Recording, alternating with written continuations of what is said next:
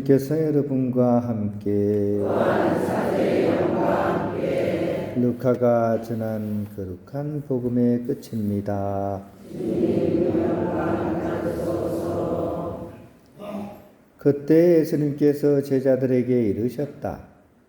성경에 기록된 대로 그리스도는 고난을 겪고 사흘 만에 죽은 이들 가운데서 다시 살아나야 한다. 그리고 예루살렘에서부터 시작하여 죄의 용서를 위한 회개가 그의 이름으로 모든 민족들에게 선포되어야 한다. 너희는 이 일의 증인이다. 그리고 보라, 내 아버지께서 약속하신 분을 내가 너희에게 보내주겠다. 그러니 너희는 높은 데에서 오는 힘을 입을 때까지 예루살렘에 머물러 있으라. 예수님께서는 그들을 베타니아 근처까지 데리고 나가신다. 손을 드시어 그들에게 강복하셨다. 이렇게 강복하시며 그들을 떠나 하늘로 올라가셨다. 그들은 예수님께 경배하고 나서 크게 기뻐하며 예루살렘으로 돌아갔다. 그리고 줄곧 성전에서 하느님을 찬미하며 지냈다. 주님의 말씀입니다. 그리스도님 찬미합니다. 네, 팔비입니다. 우리 고개를 또 돌려서 옆에 계신 분하고 인사합시다. 평화를빕니다. 네. 이렇게 한 번만 움직여줘도 얼굴에 이렇게 안색이 달라집니다. 그죠? 피가 돌고 생기가 돋고, 그죠? 가만히 있으면 자꾸 처집니다. 그죠? 사람은 이렇게 자꾸 움직이고 좀 이렇게 밝게 인사하고 그러면서 생기가 이렇게 나게 됩니다. 그 며칠 전에 우리 헌화회하고 소풍을 갔습니다.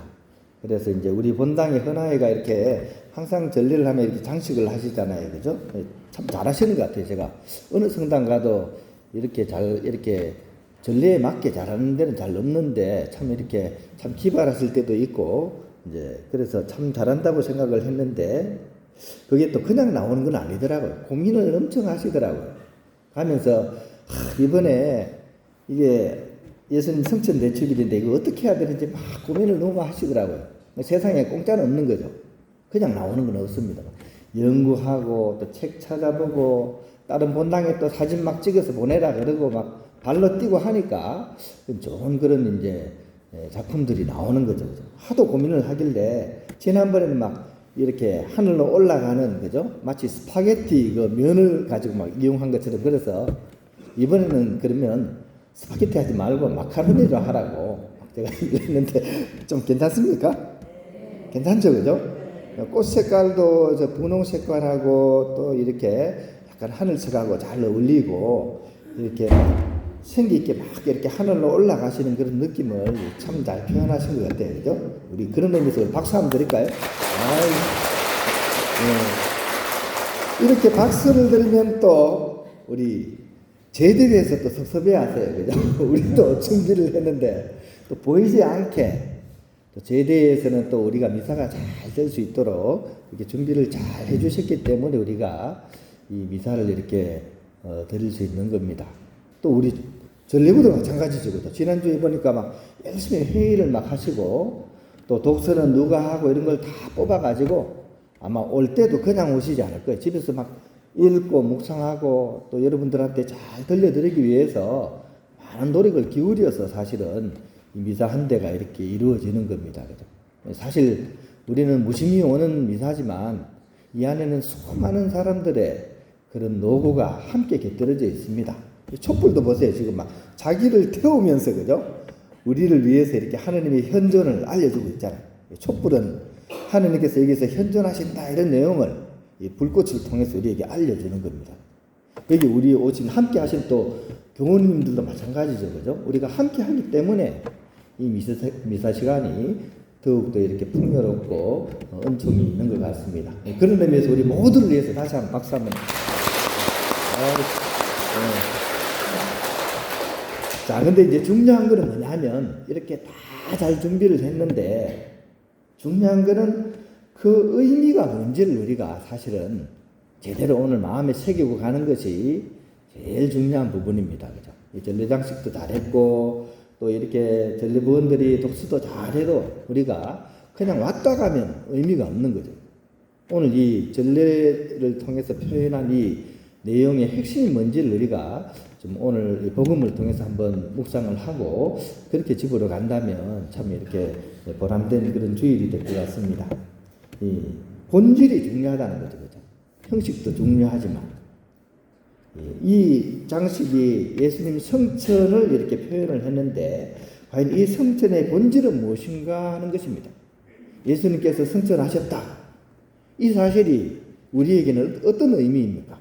그것이 중요한 거죠. 일반적으로는 이렇게 얘기하죠. 그죠? 예수님께서 하느님 아버지에 대한 그런 순종으로서 또 우리를 향한 사랑으로서 하느님의 아들님으로서 강생을 하시죠. 그죠? 우리 이 땅으로 이렇게 탁 이렇게 태어나셔서 결국 이제 당신이 아버지께 받은 그런 모든 구원 업적을 이루시고 다시 하느님께 올라가신 사건, 이것이 예수님 성천 사건입니다. 그리고 어제 오늘의 그런 복음의 해석으로는 하느님을 아빠, 아버지로 부를 수 있게 해주는 성령을 보내시려고 올라가셨다라고 그렇게 기록이 되어 있습니다. 당신은 가시면서 이제 성령을 통해서 우리와 함께 하시는 그것을 위해서 올라가셨다라고 얘기하는 거죠.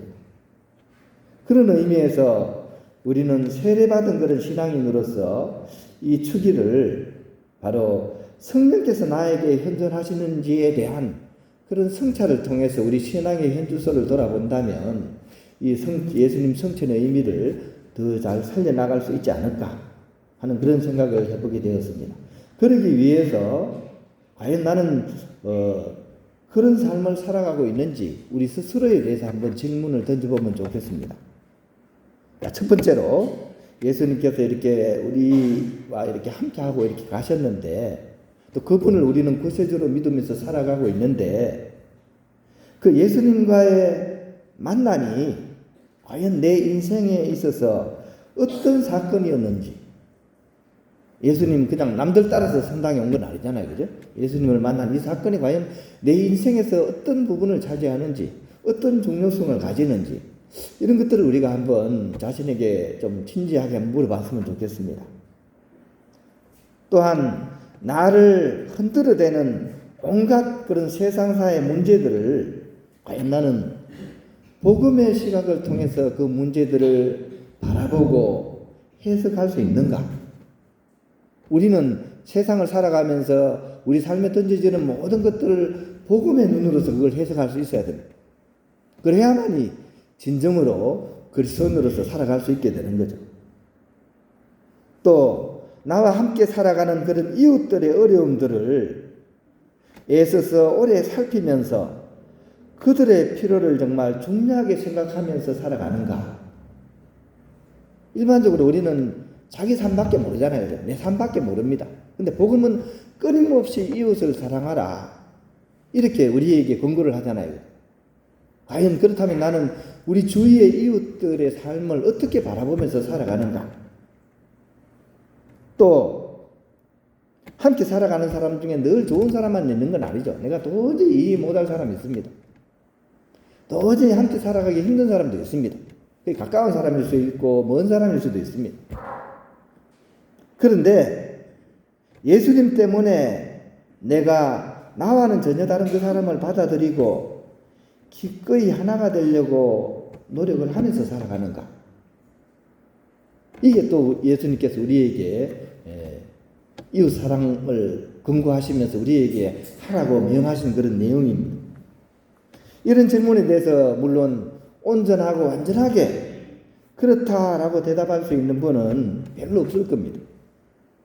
하지만 그 지향만이라도, 살아가는 삶의 방향만이라도 나를 벗어나서 복음의 시각으로서 살아가려고 노력한다면 그가 바로 그리스도교 신자입니다. 그가 바로 예수님의 그런 증인이라고 할 수 있습니다.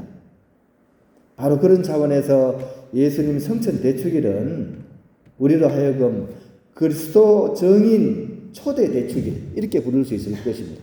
예수님을 정언하는 그런 정인들의 초대 대축일, 이것이 예수님 성천 대축일의 뜻을 요약하는 말이라고 할 것입니다. 만약에 이것을 잊어버리고 잃어버린다면 오늘 일독서의 맨 마지막 내용이죠, 그죠? 어떤 사람이 탁 나타나가지고 예수님이 이렇게 하늘로 올라가시는데 멍하니 보고 있으니까 뭐라 그랬습니까? 갈릴레아 사람들아, 왜 하늘만 쳐다보고 있느냐? 이런 얘기 하죠, 그죠? 우리 마찬가지입니다, 그죠? 우리가 이런 사실을 잊어버리고 하늘만 본다면 정말 하늘만 쳐다보는 신앙인이 되는 겁니다. 나아가서 오늘 우리가 들었던 이 복음 말씀은 한 걸음 더 나아갑니다. 보다 더 능동적인 신앙의 삶을 살도록 우리를 촉구하고 있습니다. 오늘 복음 말씀은 사실은 루카복음의 맨 마지막 부분이면서 예수님께서 마지막으로 제자들에게 유언을 남기시는 그런 말씀입니다. 루카복음의 끝이잖아요. 올라가시기 전에 마지막 말씀을 이제 던지시는 거예요. 그 내용이 바로 이거죠, 그죠? 성경에 기록된 대로 그리스도는 고난을 겪고 사흘 만에 죽은 이들 가운데서 다시 살아나야 한다. 그리고 예루살렘에서부터 시작하여 죄의 용서를 위한 회개가 그의 이름으로 모든 민족들에게 선포되어야 한다. 너희는 이 모든 일의 증인이다. 이렇게 예수님께서는 이 당신을 바라보는 제자들에게 마지막 말씀을 던지십니다. 제자들은 바로 이 말씀을 정말 마음 깊이 새겼고, 또 오늘 복음의 맨 끝에 보면 성전에서 줄곧 하나님을 찬미하면서 지내다가 세상 곳곳으로 흩어져서 예수님께서 하신 이 말씀을 증거하는 삶을 위해서 당신의 모든 것들을 바쳤습니다. 모든 사도가 순교하셨잖아요, 그죠? 그런 정도로 이 말씀을 지키기 위해서 당신의 온 생애를 바치셨습니다. 그리고 이제 2000년 세월이 흘러가지고 또 다른 복음의 증인이 되라고 예수님께서는 오늘 복음을 통해서 우리를 초대하고 계시는 것입니다. 그런 점에서 우리 모두는 바로 그리스도의 선교사인 것입니다. 그런 우리를 예수님께서는 특별히 축복해 주고 계십니다. 보라, 내 아버지께서 약속하신 분을 내가 너희에게 보내주겠다. 성령을 우리에게 보내주신다고 오늘 복음에서 확신을 담아서 얘기를 해주고 있습니다. 이런 주님의 약속에 막가진 그런 나인지를 이 오늘 복음을 이렇게 묵상을 마치면서 다시 한번 마음에 새겼으면 좋겠습니다. 지금 나의 상태는 어떻습니까? 나와 세상에 대한 그런 집착에서 조금이라도 자유롭기를 원하는 마음이 내 안에 있다면 그것이 바로 오늘 복음에서 약속하신 성령이 내 안에 계시면서 하시는 작용인 것입니다.